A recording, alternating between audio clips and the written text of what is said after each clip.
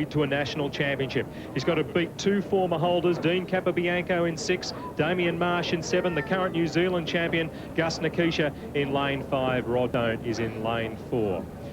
Well, there's no danger of the fast Australian ever over this distance. Queensland's Damian Marsh not being aware of the informed man. Oh, yeah, definitely. Rod's been the informed runner all season, so, you know, I suppose you could use him as a benchmark, but then again, you know, I'm the national record holder at 10:13, and he might use me as a benchmark. But the new national champion will be the person who runs the most consistent over the weekend and obviously who can come out and win the final. So Damian Marsh, 10.13, the Australian record, the 24-year-old based in Atlanta, but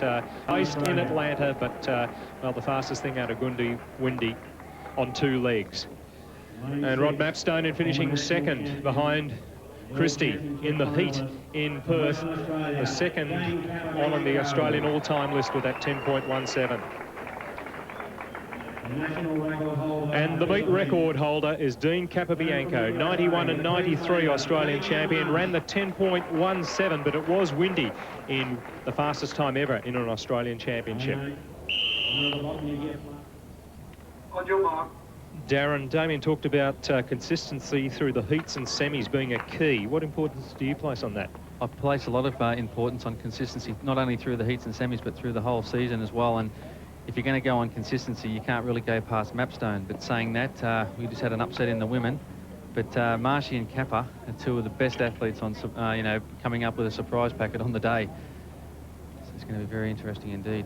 It's Peter Ogilvie from Canada, closest to us, who looked pretty slippery in his semi-final.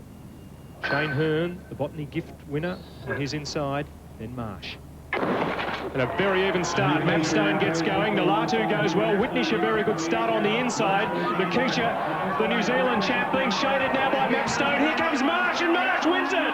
Marsh, Mapstone, Capobianco, and Damian Marsh. He left it till about the last 20 metres, but then did it easily. He looked good. Marshy actually looked like to me like Mapstone had it shot to pieces. He didn't get out well. But mid-race was very good, but Damian's actually come home very well. Yeah, I thought Mapstone actually got left there a little bit, but he got pulled through by Nalatu on the inside. Marshy got left just as bad. But nah, Marshy's held together. He stayed relaxed, and that's what he said he was going to do. He learned his lesson here in Sydney, and he's come through and stayed relaxed, and it's paid dividends. National champion. He's on the plane. Head-on shot here. You see Nikita in the middle actually got out the fastest. He's pulled him through 60 well. Kappa's tried to stay on him. Kappa's probably just lacking a little bit of top end speed, but he'll be there by the Olympics. But what a run to Marshy.